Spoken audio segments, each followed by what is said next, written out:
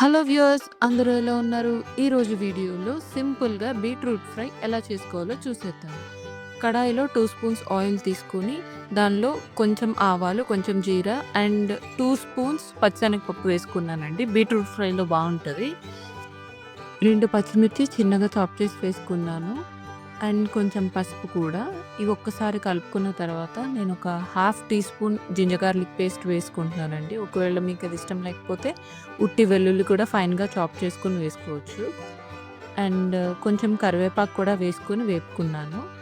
And and ఒక పావు kilo beetroot చిన్నగా చాప్ చేసుకొని వేసుకున్నానండి. ఒకసారి వేసుకున్న తర్వాత మొత్తం ఒకసారి కలిపి ఒక 10 మినిట్స్ లో ఫ్లేమ్‌లో మధ్య మధ్యలో తిప్పుకుంటూ కుక్ చేసుకున్నాను.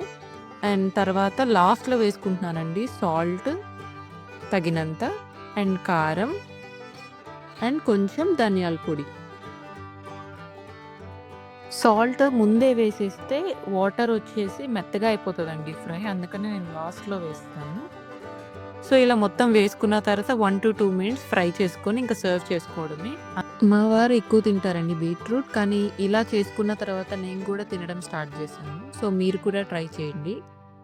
That's all guys. Thank you for watching. See you in next video.